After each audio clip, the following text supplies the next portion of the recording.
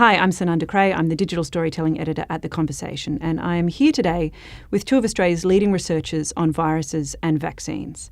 Professor Michael Wallach is a researcher in viruses and vaccines at the University of Technology, Sydney, and he's here with Dr. Lisa Sedger, an academic virologist also from UTS. Thanks very much for joining me. Today, we're asking these researchers to answer questions about coronavirus and COVID-19 from you guys, our readers and our audience. We're going to start with Dr. Sedger. Adam would like to know, how long can this virus survive in various temperatures on a surface, say a door handle or a counter at a public place? Oh, well, that's an interesting question because we hear a variety of answers.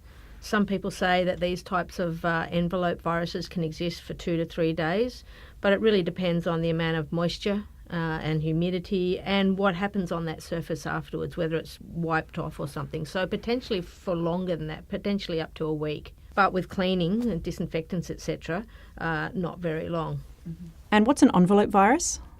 Well, viruses are basically nucleic acids, so DNA, like is in all of the cells in our body, or RNA, and then they have a protein coat. And then outside of that, they have an envelope that's made of lipids. So it's just an outer layer of the virus. And if it's made of lipids, you can imagine any kind of detergent, like when you're doing your dishes, disrupts all the lipids and the fat. That's how you get all the grease off your plates, right? So any detergent like that will disrupt the envelope of the virus and make it non-infective. So cleaning surfaces is a good way to try and eliminate an infective virus particle from, for example, door handles, surfaces, etc. Michael would like to know, if I could shrink myself down to microscopic size and watch a virus invade a cell, what would I see? Well, a virus is not like a bacteria. Now, bacteria is an entity all of its own, and it can replicate and make another copy of itself and grow on a nutrient source. A virus, however, is sometimes called a non-living entity because outside of a human cell, it can't replicate. It just exists as an entity. A virus is essentially just a piece of DNA, which is in the nucleus of every cell. It's what makes what our chromosomes are made of. So it's either that DNA or RNA surrounded by a protein coat, and sometimes there's also a lipid-based envelope outside of that again. The virus will somehow encounter a cell, and for respiratory viruses it's largely by us inhaling water vapour droplets. They may contain hundreds of viruses. Those viruses then will attach or be exposed to our respiratory epithelium. If the virus can actually bind to the respiratory epithelium cell, then it might get inside. Once inside, it may or may not have the capacity to actually undergo replication, but it has to uncoat from that protein shell. Then the nucleic acid, the DNA or RNA, has to make another copy of itself. Then all the genes that are in the virus have to get expressed as proteins. They then reassemble into a new viral particle, and then the virus will get out of the cell. Sometimes it'll lyse the cell, sometimes it'll just bud out from the cell and leave the cell intact. And that's what a virus is. That's why some people call them living or non-living, because they can only replicate inside a cell, a host cell. And it's not like viruses have a will. It's not like they want to do this. It's just a part of evolution. Yeah. I'm never a favour of the arguments you sometimes see people say it's warfare. It's the virus versus the immune system. There's no will involved. It's just capacity of life to replicate itself. Candy would like to know, there are conflicting symptoms lists circulating on Facebook. One says it starts with a dry cough, and if your nose is running, it is not COVID-19, which I suspect is incorrect. Can we please have an accurate list? The major symptoms are, in fact, the cough and shortness of breath and fever. Yep. But it's not to say it's not possible that you'll have also upper respiratory effects. The virus goes into the lung and attaches to the alveolar cells, which are the cells that make up our air sacs and that help our breathing. And it has to get there to really cause this disease. So if there's upper respiratory involvement, which includes sneezing and a runny nose, etc., it's probably not the main effect of the virus. Again, I would say if you see that somebody is sneezing and wheezing and that's it, it's probably an allergy. But it does frighten people. I was on the train this morning, and I know if I, God forbid, sneezed, the whole train would empty out pretty quickly. You know, we're just coming into winter, and actually it's a really good question, because at the moment what's building is a sense of fear. But we must keep in perspective that there will also still be the normal seasonal cases of flu. So just because somebody sneezes or has a sore throat does not mean that they've got COVID. And we need to make sure, I think it's really important that we don't stigmatise people who have symptoms, because it may not even be COVID. And we're all at risk from any respiratory tract infections, and already have been for years. That's not a new thing. We just need to keep things in perspective. And Professor Wallach, Paul would like to know, should people cancel travel plans given that this virus is already here? Does travelling make the spread worse? And that's international travel or domestic travel. So this question has come up to many different governments from around the world who've reacted very differently. Australia's been very strategic in banning travel to certain places. And of course, those places you would not want to travel to at the time when there's an outbreak, like China and Italy, Iran, etc. I was also asked a question on ABC Tasmania. Should the Tasmanians restrict domestic travel to Tasmania? At the time, they had a single case. And I said to them, if you have one case, you most likely have more. You will not prevent the entry of the virus into Tasmania. But what restricting travel can do is restrict the number of people who are seeding that area with virus and make it more manageable.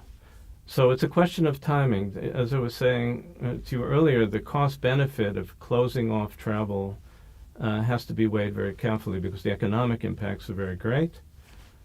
So I think it's a case-by-case basis. Ultimately, the planet is now seeded, and we're moving into the stage of exponential growth, and that it will affect travel very severely, where in all likelihood travel will be very much curtailed now. This question is, why do we make a bigger deal about coronavirus than the flu? Yes, and I understand the question. Flu exists. We get it seasonally every year, and then we get pandemic flu. And yes, people do die from influenza. I think it was 16,000 people in the US died last US winter. But the issue with this virus is that we don't yet know how to treat it particularly well. We're trialling antiviral drugs in China at the very moment. There's clinical trials on experimental drugs. There's drugs that doctors are using. But until that data comes in and we actually know what regime of antiviral drugs to use, then we don't really yet know how to treat it with antiviral drugs. The other thing is with flu, we have a vaccine. People can take the vaccine. Somebody gets sick in their family, the other family members can take the vaccine and prevent the spread of the virus. So the difference is with flu, we have ways to control it. We know about the disease. We know how it presents. This virus, we're still understanding the clinical presentation, and in different cohorts, so different age groups, different countries, different situations. We're still understanding the symptoms, and we don't yet fully know how to control it by antivirals, and we don't have a vaccine yet. I think one of the reasons we being so careful is when it broke in Wuhan, at the beginning the mortality rate was extremely high. And with related viruses like SARS and MERS, it went as high as 35%. Whereas flu mortality rates is usually around 0.1%. So it was that very high mortality rate that gave a real shock. Had it continued, it would have been devastating. We're very fortunate that now we see it dropping down to the 2 to 3% level, and some say much lower. And we also know now that some people get COVID, have very minimal symptoms, and almost don't even know that they've been sick. So I think that fear and anxiety in that sense is lowering. And Molly wants to know, how far off is a vaccine? So we are working on vaccines in Australia. The group in Melbourne was the first to be able to isolate and grow the virus, and I've been in touch with them, in fact, this morning. We're working collaboratively nationally as well as internationally, collaborate with people at Stanford Medical School, who through Stanford and collaborations we have with them, we have worldwide about 15 vaccine projects going. plus all sorts of industry companies are aiming to make vaccines. In fact, one company in Israel early on announced that they believe that they can get to a vaccine within a few weeks. The problem with the vaccine is you may produce it even quickly, but it's testing it and making sure that it's actually going to help. There's a fear with COVID-19 that if it's not formulated correctly, to make a long story short, it can actually exacerbate the disease. So everyone has to take it slowly and carefully so that we don't actually cause more problems than we currently have. But I'm optimistic and believe that we'll get there. If the WHO declared it would take 18 months, I would like to present a more optimistic view, not based on anything that substantial, but I think we can do better than that. And it is a great learning curve for the next time this happens. Recently, we've just seen Africa experience a very significant outbreak of Ebola virus. And there's been an experimental vaccine that's been administered that has largely controlled that outbreak. I think the people working in vaccines and the people who do the safety and efficacy studies, we've learned a lot from how to administer vaccines, how to get the data we need to show safety more quickly than we might have in the past. So in the sense we're learning lessons constantly from viral outbreaks. Might not be the same virus, might not be the same country, even the same continent, but we're learning how to do these things more efficiently and more quickly, and always the issue is weighing up safety versus the ethics of the need to administer or get the drug out there as quickly as possible. And Mike wants to know, isn't lining up at fever clinics going to make the problem worse? So for sure, the way in which people are processed at clinics is crucial. And the minimal distance you should keep from a person who's infected is, according again to WHO, is 1 meter. So the clinics have to ensure that spread is minimized. Not only spread between people waiting online, but to the health workers themselves. We've had real problems for health workers in China. Several died. And we face that problem here. One of the things we have to do is ensure that we protect our health workers, because otherwise they're not going to want to go in and actually see the patients. Unfortunately, masks alone do not work. We can't rely on them. So it's a problem. In Israel, for example, testing for COVID-19 takes place in one's home. An ambulance pulls up and takes the swab and then takes it to the lab. That actually would be the ideal approach. True, the ambulance services in Israel now are swamped and having great difficulty in coping, but as much as we can keep people separated from each other when they're infected is crucial for the success of any campaign. And Dr. Sedger, Cardia would like to know, how does this virus respond to cold or warm temperatures? Is it like the flu, which thrives in cold weather?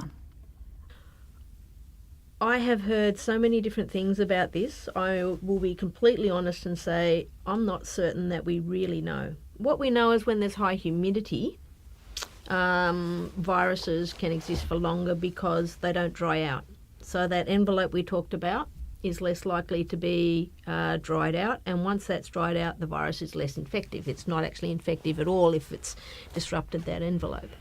But whether it likes cold temperatures, high temperatures, we think it's not a warm temperature virus. We think it's more a cold temperature virus. China's just been going through their winter. Maybe one of the reasons it's been big in Italy is they've just had winter. We also think the coexistence of seasonal flu in Italy at the same time is probably one of the factors that's made it more severe. So, different circumstances in different countries, different climates. It's not just about climate, though. It's about susceptibility of various populations. Therefore, it's a hard question to answer. And here's a question from me that seems like there's two camps. There's the people who are genuinely really concerned, quite worried about the situation. We see that in the panic buying. And then there's the other camp of people who are saying, it's all been blown up, it's all hype, we don't really need to worry about it, it's too early to panic. And I just wondered, sort of, how do you reconcile those two views out there in the community? So early on in this outbreak, when I was interviewed also on the ABC and speaking to other groups, I took a very low panic view, maybe because I've been thinking about a pandemic for many years. And for me, it was always not a question of if, but when. I actually look at this in a positive sense. We're facing a pandemic that, as terrible as it is nothing in comparison to what could be if it's a pandemic flu, for example. We experienced the Spanish flu in 1918, which killed somewhere between 20 to 50 million people. So the order of magnitude of mortality right now is extremely low compared to other potential pandemics. If you take China out of the equation, we're about 1,500 people who died worldwide. That's not to say we shouldn't show great respect for the value of their lives. It's mainly very elderly people with complicating illnesses, and probably would have had the same effect if they were infected by flu. Mm-hmm. So my take on this whole thing is we all have to stay calm. We all have to accept the fact that this is part of nature. These viruses are out there all the time. We know them. I can detect now flu viruses in wildlife birds that are coming into this country now that can mutate and start affecting humans. So we have to be prepared. We have to face up to them together in a collaborative way, in a scientific and professional way, and we could win. If we panic and react the way the market is, for example, of course that's an improper way to react. Rather, this is part of our biology. Viruses exist that can hurt us, and they'll always exist. Yeah, look, I think there are a few factors that we can really learn from. So one is to work out where this virus has come from. And a lot of these RNA viruses exist in bats. They seem to be transmitted into wild animals through bat droppings. And I think one of the lessons the world all over might need to learn is how we deal with the marketing and selling of wild animals that are then used for foods. That may then prevent these viruses from getting into the human population. So I think there are lessons to be learned, number one. But Michael, I would disagree with you in one sense that it is maybe not as bad as pandemic flu, but on the other hand, we do have vaccines for flu, we do have antivirals, and we have a whole world that has various levels of immunity to flu and different strains of flu. Whereas this virus is entering into a naive immune population, and that's why it's so significant to start with. It may be that as our immunity at a population level increases, as a disease this will become far less significant. But the first outbreak of it in a immune naive population will always have the highest level of morbidity and mortality. And that's where we have learned from other diseases like Ebola, as I mentioned, what we already know about flu, how we already control flu, and the development of new and novel antiviral agents will be just as effective and important, I believe, as will the development of vaccines. So I think there's a lot to learn to prevent this, or limit the severity of the outbreak. And maybe even prevent it from happening again. As I say, if we stop trapping wild animals and eating them, we may prevent the outbreak of some of these type of RNA viruses. So I certainly agree with that, and China is now putting into law a restriction on the sale of wildlife in their markets. What I'm trying to do, and I hope we both agree, is that in proportion to, for example, influenza, even seasonal flu that killed in 1 year, I think up to 600,000 people worldwide. I'm just trying to put things into proportion to prevent people from panicking, to understand that, yes, this is affecting the elderly, and anyone who's elderly suffering from heart or respiratory conditions should certainly isolate themselves. Where my wife's parents live, where they live in a retirement village, they made a decision to close off the entire village. Nobody's allowed in as a means of preventing, because they're an elderly population, people bringing in COVID-19 and infecting that area. And I certainly agree with that sort of strategy. A question from Karen. Can you catch it twice? Normally I would have said no, because we imagine that there's a good immune response that will then provide you protection from reinfection. That's what our immune system does. But this is a new virus. We don't yet fully understand how our immune system clears it. We don't know whether the virus can remain for a longer period of time. I would say, though, that there are only a few cases of people who've been treated, appear to have recovered, they've gone home, they've then had another relapse. There's only a very few number of cases that have been like that. So for all intents and purposes, I don't think that's something we should fear, and it's not something we've seen with the previous SARS outbreak in 2003. And Deirdre writes in to say, I heard on the radio today that half the population is likely to get this, and with, say, a 1% death rate, the body count will add up. And I wondered what you thought of that. There was an announcement actually by Angela Merkel that she preparing Germany for 70% of the population being infected. Lisa may say the number is lower, I don't know, until we build up herd immunity. The question of the mortality rate, as I alluded to before, I think based on what, again, CDC and WHO are writing is probably overestimated. Some estimate the mortality rate as being much lower. That's not to say every death is a family and has to be looked at and be concerned about.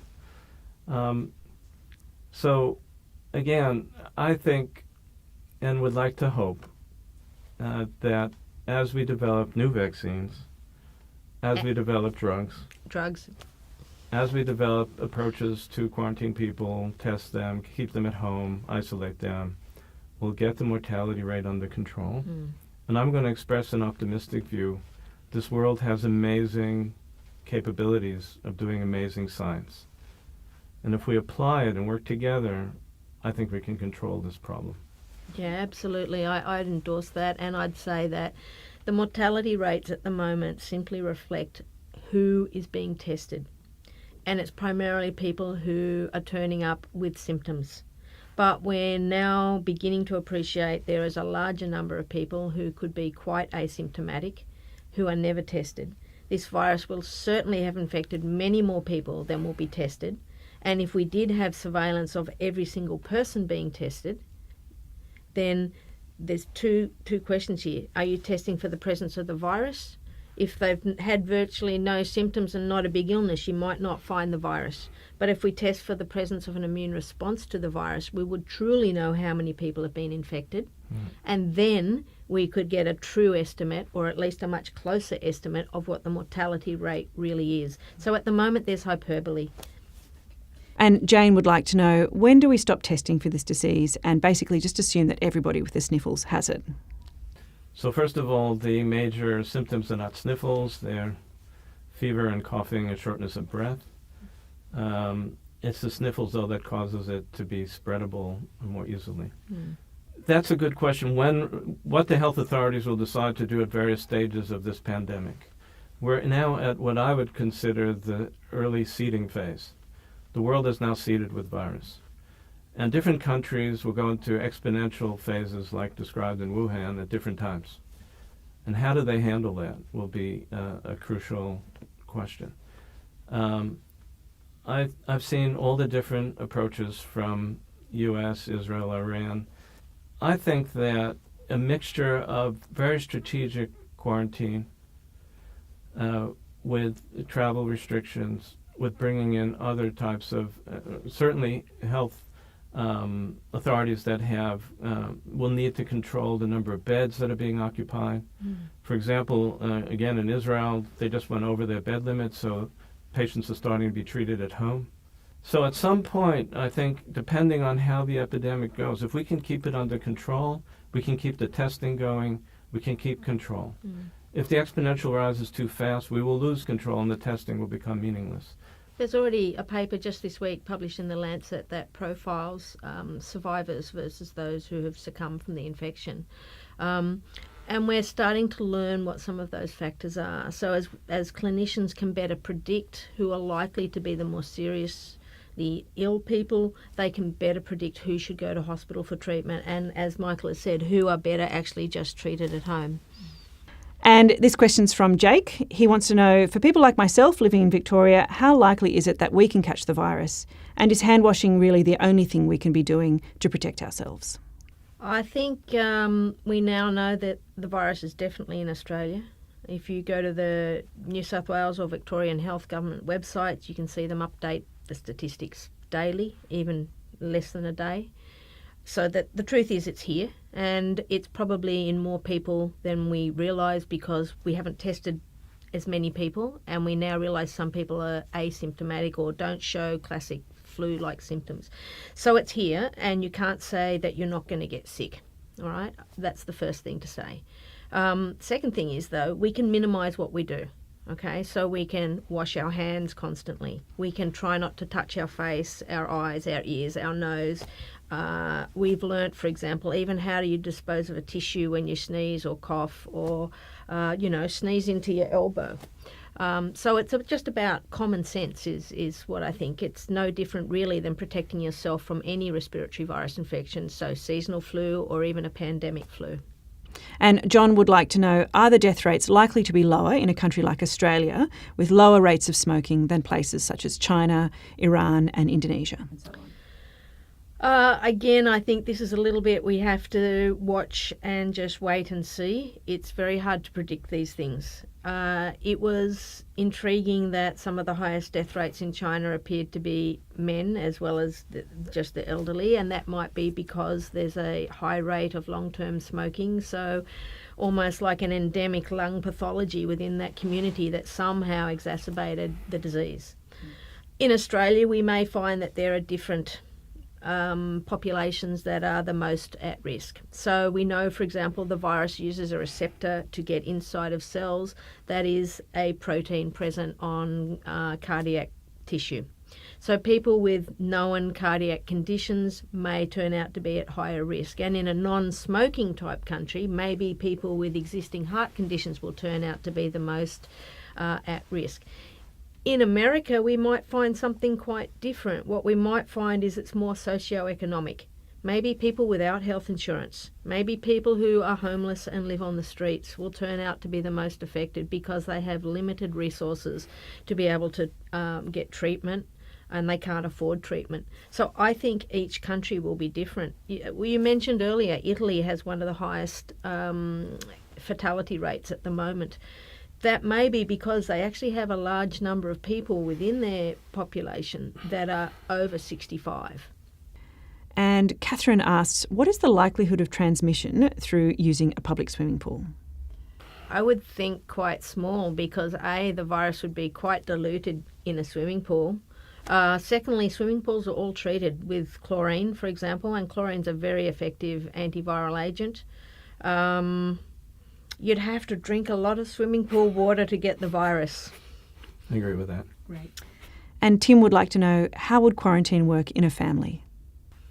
Yeah, it's interesting, isn't it? We think of quarantine as being away from work or away from public places, but really, if you have been infected, then the people in your family are as at risk as your work colleagues would be at work. Again, I think it's about just common sense. Don't share food utensils, wash your hands, don't keep touching your face and your mouth and your nose. Get rid of tissues in a nice sort of clean manner. It's about minimising transmission. Let me just add to that all the data indicates that children likely will only get very mild symptoms, if at all. Yeah. So if you're a family member and you're worried about your children, this is one time that you can be happy about this. All the results so far indicate that children aged 0 to 9, there's not been a single death. Whereas what we do know is the elderly appear to be more susceptible to a more severe disease. So that's where if I'm sick, it's better not to go and visit my grandparents. Absolutely. Or something like that. That's where quarantine within the family works in a practical sense.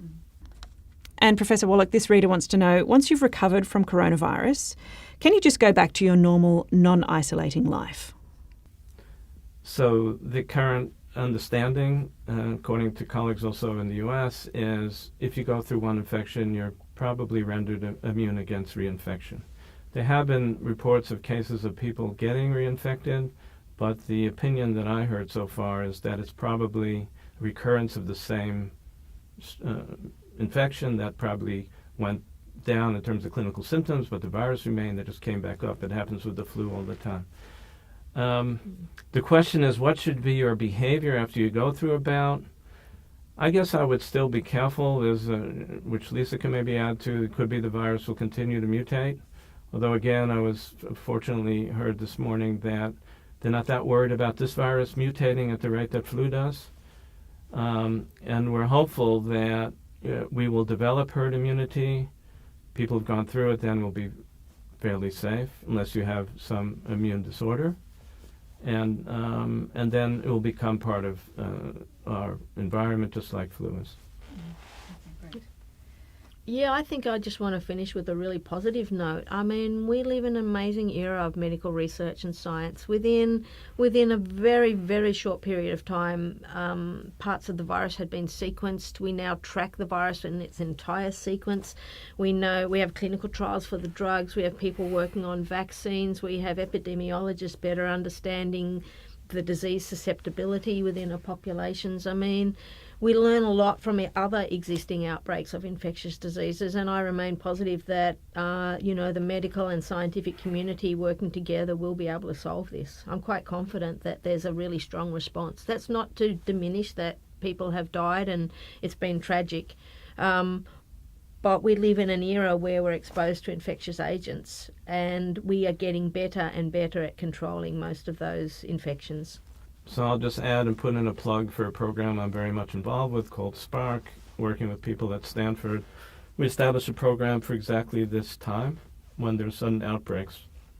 And the program now involves 23 countries and around 70 institutions, all working together for outbreaks of Zika, Ebola, and now coronavirus. We're now working together collaboratively like never before. We're putting our egos outside, and we're saying we have social responsibility to do better, certainly in case of a pandemic. And we're doing it, and we're very proud to be able to say we have 15 projects going on now collaboratively that we just formed over the past 2 weeks, together with our colleagues all over the world. I also believe in a very bright future. All right. Well, thank you very much for joining us today. You're welcome. Pleasure.